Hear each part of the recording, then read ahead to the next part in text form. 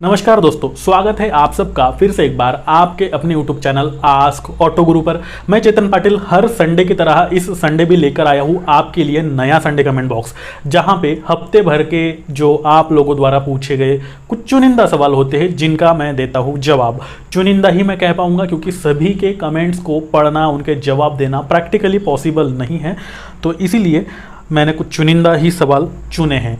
तो आइए बढ़ते हैं पहले सवाल पे। और पहला सवाल जो हमसे पूछा है और वो है आशीष जाई, जहाँ जाई जो भी है, माफ कर देना नाम लेने में गड़बड़ी हो गई। तो इन्होंने लिखा है, Patil sir I want about segment bike for maximum average because petrol rate is very high, revolt RV 400 और Platina 110 with ABS which best can explain me. मतलब इनका आशीष जी का पूछना है, सवाल ये है कि इनको एक इलेक्ट्रिक बाइक और प्लैटिना 110 इन दोनों में कंपैरिजन चाहिए, यानी कि इन दोनों में से कौन सी गाड़ी परचेस करनी चाहिए। इनका मेन पर्पस पहले सुन लेते हैं। मेन पर्पस ये है कि उनको ज़्यादा माइलेज, यानी कि अगर इलेक्ट्रिक बाइक में ज़्यादा माइलेज मिल रहा है तो वो प्रेफर करेंगे, अदरवाइज वो प्लैटिना 110 के साथ जाएंगे। तो देखो ऐसा है कि इलेक्ट्रिक बाइक्स डेफिनेटली खरीदनी चाहिए, इसके ऊपर एक जल्दी वीडियो आने वाला है, उसके लिए आप वेट कर सकते हो। लेकिन इलेक्ट्रिक बाइक्स हाँ मैं कहूँगा बेहतर होती है। रिवोल्ट 400 भी बेहतरीन गाड़ी है, इसके ऊपर भी मैंने बहुत पहले एक वीडियो डाल रखा है जो कि जाकर आप चैनल पर देख सकते हो। इसके प्रोज कॉन्स, फायदे नुकसान प्रैक्टिकली जो बनी है आपके लिए या फिर नहीं इसके ऊपर। तो यहाँ आपके सवाल का जवाब मैं ये देना चाहूँगा कि CT 100, CT 110 ये जो बजाज की ओर से आने वाली गाड़ी है, इनफैक्ट प्लैटिना भी, ये सबसे ज़्यादा माइलेज ओरिएंटेड गाड़ियाँ है। तो माइलेज ओरिएंटेड गाड़ी आप देख रहे हो तो डेफिनेटली आपने सही चॉइस करी है, प्लैटिना, आप उसे ले सकते हो। अब रही इलेक्ट्रिक बाइक की बात, तो इलेक्ट्रिक बाइक ऐसा है कि आपका उसके साथ जो मतलब वो लिमिटेड हो जाती है, सारी चीज़ें लिमिटेड हो जाती है। कभी कभार अगर आपको लॉन्ग राइड करनी पड़े या फिर 2-3 दिनों तक कहीं लेकर के जाना पड़े रिलेटिव्स के यहाँ कहीं और, तो ऐसे में बैटरी हर जगह चार्ज हो ही जाएगी ऐसा नहीं है। चार्जिंग स्टेशंस भी ऐसे पेट्रोल पंप की तरह हर जगह लगे हुए हैं ऐसा नहीं है। और अगर मतलब बैटरी तो रिमूवेबल है, उसकी आप बैटरी निकाल सकते हो। ऐसी कुछ गाड़ियां भी आती है जिनका सॉकेट मतलब बैटरी नॉन रिमूवेबल होती है और फिर सॉकेट ढूंढते रहते हैं। तो इलेक्ट्रिक मार्केट आएगा, इलेक्ट्रिक व्हीकल्स काफ़ी ज़्यादा बूम होने वाली है, लेकिन अभी फिलहाल के लिए मैं उसे रिकमेंड नहीं करूँगा। क्योंकि हाँ रिवोल्ट आप ले सकते हो अगर आपका बजट अलाउ करता है, आप जाना चाहते हो तो। लेकिन अगर सिर्फ और सिर्फ सिटी यूज है, बाकी कहीं पे जाना ही नहीं है आपको, तो फिर मैं पहले तो वो प्रेफर करूंगा आप उसके साथ जा सकते हो।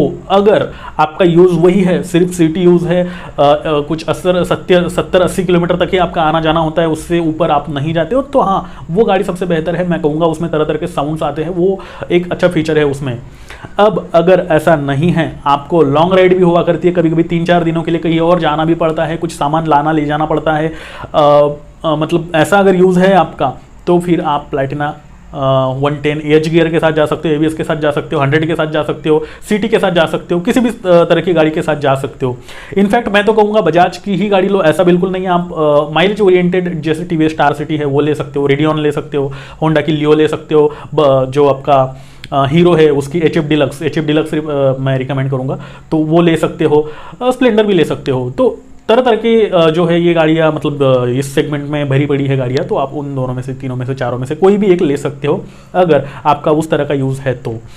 पेट्रोल व्हीकल और इलेक्ट्रिक व्हीकल बाइक्स की मैं बात कर रहा हूँ, इन दोनों में जल्द ही एक वीडियो आने वाला है। फ्यूचर में क्या रहने वाला है, अभी की सिचुएशन क्या है, इससे पहले क्या था, ये सारी चीज़ें एकदम प्रैक्टिकली एनालिसिस करके मैंने जो है वीडियो कहीं ना कहीं सोच रखा है, तो वो भी लाइनअप है, जल्द ही आपको इसी चैनल पर देखने को मिल जाएगा। तो मैं आपको रिक्वेस्ट करूंगा तब तक के लिए आप रुक जाइए, उसमें ज़्यादा आपको नॉलेज मिलेगा।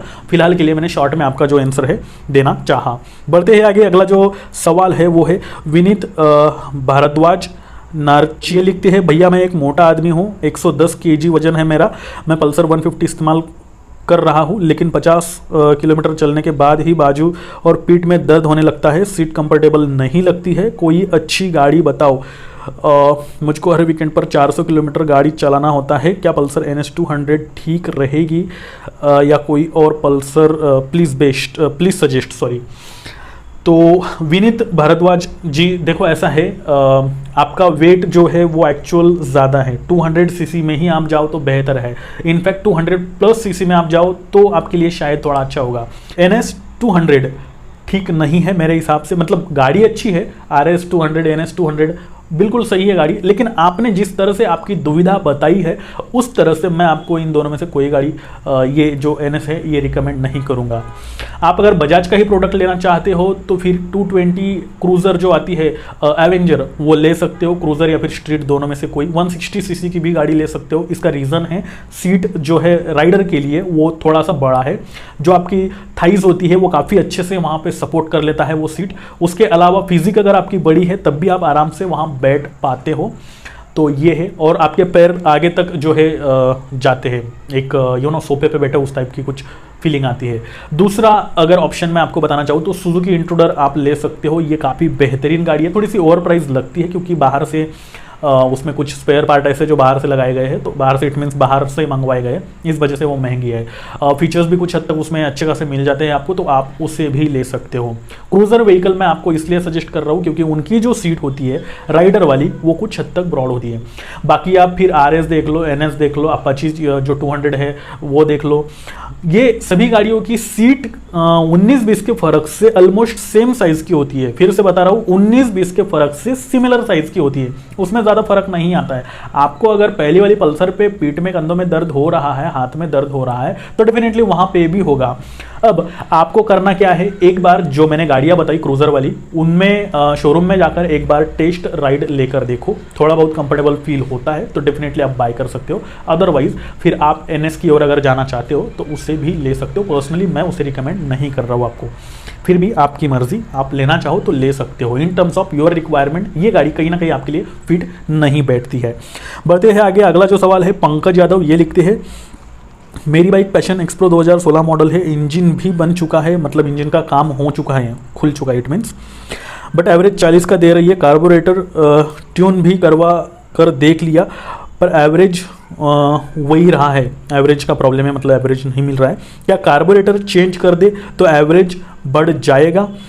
2016 का मॉडल है आपका, ये काफ़ी पुराना हो गया वैसे।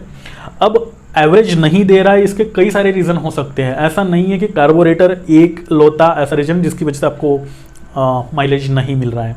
तो मेरे हिसाब से कार्बोरेटर एक बार क्लीन करके देख लो। आपने इंजन खोल के रखा है, शुरू में आपने गाड़ी किस तरह से यूज़ की थी, किस तरह से रगड़ा था, वो कहीं ना कहीं मैटर करता है। मैं हमेशा कहता हूँ कि शुरू के यानी फर्स्ट सर्विसिंग तक या फिर 1000 किलोमीटर तक गाड़ी एकदम मिनिमम स्पीड में चलानी है, 50, 55, 45 वगैरह ऐसा, क्योंकि जो गाड़ी के अंदर के जो स्पेयर पार्ट होते हैं यानी इंजन के अंदर के, तो उनका फ्रिक्शन जो है वो ज़्यादा हो जाता है, उसकी वजह से फिर कहीं ना कहीं आपको फ्यूचर में दिक्कतें आने लग जाती है। तो उस वक्त जो आपका रन इन पीरियड होता है, उस वक्त आपने गाड़ी को किस तरह से चलाया था ये भी डिपेंड करता है, तब क्या माइलेज मिला करता था, आज क्या मिल रहा है। तो ये है। खैर, आपकी जो दुविधा है उसके ऊपर मेरे पास एक ही जवाब है, वो ऐसा है कि आप कार्बोरेटर पहले क्लीन करके देख लो, उसके बाद अगर फिर भी प्रॉब्लम आता है तो हाँ आप चेंज कर सकते हो। अगर कार्बोरेटर का कोई इश्यू नहीं है तो फिर इसको रिपेयर करना थोड़ा सा मुश्किल हो जाएगा। फिर भी आप नज़दीकी शोरूम पर नज़दीकी अच्छा कोई मैकेनिक होगा उसको एक बार दिखा सकते हो। मेरे हिसाब से ये इंजन के अंदर के जो स्पेयर पार्ट है वो कहीं ना कहीं आपके ज़्यादा घिस चुके हैं, जो कि चेंज तो नहीं हो पाएंगे। चेंज हो भी गए तो पहले जैसा परफॉर्मेंस देंगे ही ऐसा बिल्कुल नहीं है, हो सकता है दे भी दे, हो सकता है ना भी दे। तो वो है, मेरे हिसाब से आपने जो बताया वही सही रास्ता है, आप करके देख लो। बढ़ते हैं आगे। अगली जो कमेंट है धनंजय लाइके, ये काफ़ी पुराने व्यूअर है हमारे और आज कमेंट करी है उन्होंने एक हफ्ते पहले।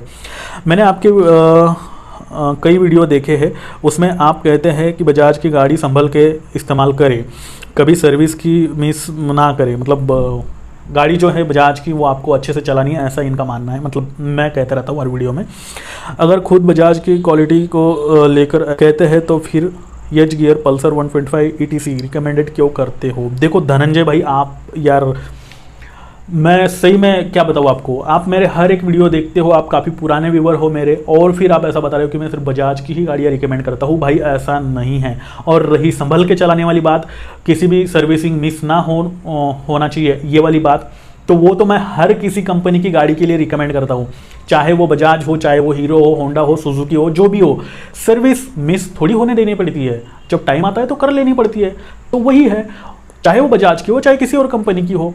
तो ये सजेशन मेरा हर किसी गाड़ी के लिए रहेगा, हर किसी कंपनी के लिए रहेगा। और रही रिकमेंडेशन की बात, तो 125 सीसी में आज की डेट में सबसे बेहतर अगर कोई गाड़ी है तो वो पल्सर 125 है, जिसमें आपको कई सारी चीजें मिल जाती है। इससे बेहतर कोई गाड़ी है ही नहीं, ऐसा नहीं है। लेकिन मैक्सिमम लोगों की, जो मुझसे सवाल पूछे जाते हैं, उनमें मैक्सिमम लोगों की रिक्वायरमेंट कहीं ना कहीं यहां आकर मैच हो जाती है। तो बस मैं रिकमेंड कर देता हूं। हर किसी की रिक्वायरमेंट अलग अलग होती है और हर किसी की रिक्वायरमेंट के हिसाब से अगर मुझे जहां तक मेरा नॉलेज है वहां तक मैं उनको रिकमेंड करता हूं गाड़ी। ऐसा नहीं है कि सिर्फ बजाज की रिकमेंड करता हूं। मैं किसी भी कंपनी का कुछ लेना देना मुझसे नहीं है और ना ही मेरा उनसे है, मुझे कुछ मिलता भी नहीं है उनसे, ऐसा नहीं है।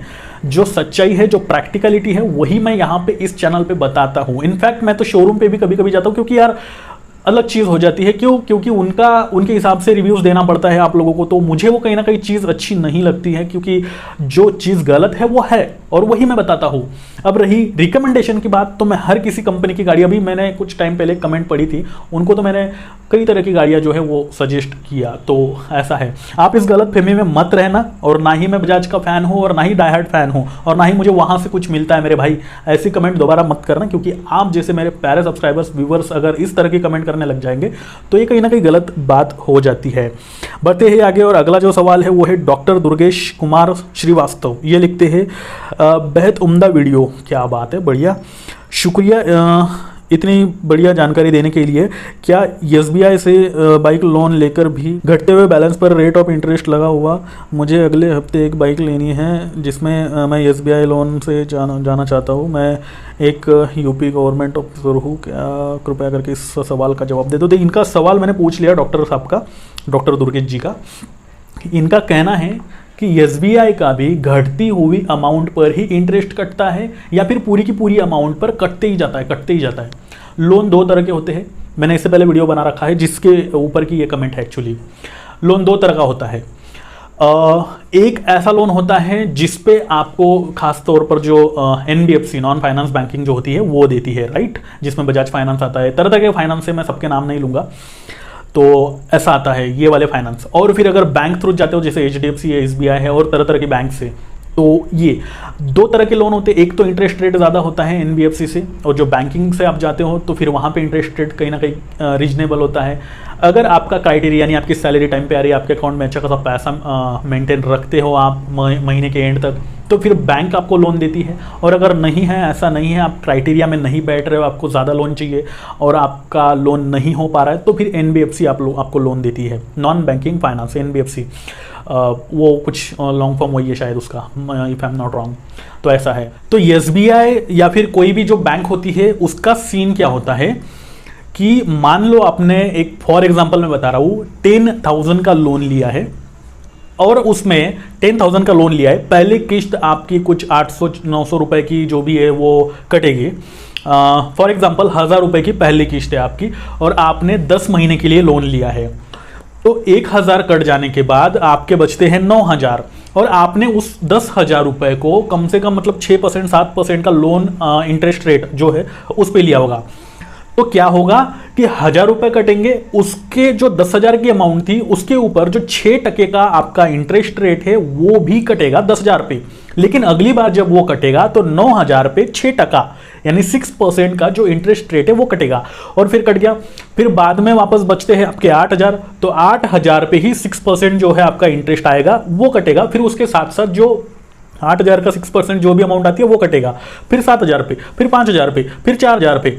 मतलब प्रिंसिपल अमाउंट के साथ साथ आपका इंटरेस्ट रेट भी कम होते जाता है। ये होती है बैंकिंग की स्कीम और ये हर किसी बैंक की नहीं होती है, हर किसी के रूल्स अलग अलग होते हैं।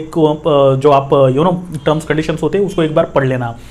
दूसरी चीज, एनबीएफसी यानी नॉन बैंकिंग फाइनेंस कंपनियों का क्या होता है कि यहां पे पहले के कुछ दिनों में तो सिर्फ और सिर्फ इंटरेस्ट ही आपसे काटा जाता है, उसके बाद एक्चुअल जो प्रिंसिपल होता है उसमें से थोड़ी थोड़ी अमाउंट जो होती है वो कटती जाती है।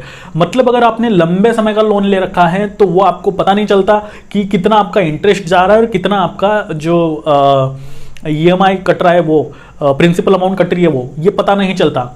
तो मेरी सलाह आपसे इन शॉर्ट यही है, ये इस पर काफ़ी लंबा ये टॉपिक है, वैसे वीडियो बनाना चाहो तो पूरा एक बन जाएगा, या मैं इन शॉर्ट में मैं आपको जो है समझाना चाह रहा हूँ। अगर आप लोन के लिए एलिजिबल नहीं हो तो कोई भी व्हीकल या फिर कुछ जल्दी अगर ज़रूरी नहीं है, बहुत ही ज़्यादा ज़रूरी नहीं है तो मत ले। और अगर लेना चाहते हो तो फिर आप बैंक के थ्रू लोन ले। और अगर एनबीएफसी से लेना चाहते हो तो कोई दिक्कत नहीं है, लेकिन सारे टर्म्स कंडीशंस एक बार अच्छे से पढ़ लो। इंटरेस्ट कितना जाएगा, उसके साथ प्रिंसिपल कितना कटेगा, प्रिंसिपल यानी आपकी लोन अमाउंट, ये भी अच्छे से जो है ध्यान में रख ले। मेरे हिसाब से मैंने इस क्वेश्चन का अच्छे से जवाब दे दिया है। अब अगर आपके भी कुछ सवाल उठ रहे हैं तो आप नीचे कमेंट में मुझे ज़रूर बताना। अगले संडे कमेंट बॉक्स में आप लोगों के सवाल चुनिंदा कह रहा हूँ, क्योंकि हर किसी को जवाब देना पॉसिबल नहीं है। जो कुछ अच्छे होंगे, जो सीखने लायक होंगे, इस तरह के सवाल जो अभी मैंने पढ़ा, तो उनको ज़रूर उठा लूँगा। अगले संडे के लिए कमेंट जरूर करें। अगर आप चाहते हो कि आपके कार और बाइक से रिलेटेड सभी तरह के सवालों के जवाब आपको एक ही चैनल पर अवेलेबल हो जाए, ऐसा आपको लगता है, तो ये चैनल सिर्फ आपके लिए है, इसे सब्सक्राइब करना ना भूलें। और साथ ही अगर अभी भी आपने मुझे इंस्टा, ट्विटर, फेसबुक पर फॉलो नहीं कर रखा है तो वहां पर जाकर आप मुझे फॉलो करके आपकी जो दुविधा है वो पूछ सकते हो, जिनकी लिंक नीचे डिस्क्रिप्शन में आपको मिल जाएगी। अब कल है मंडे और हर मंडे मैं लेकर आता हूं आपकी बात आस्क ऑटो गुरु के साथ इस एपिसोड को।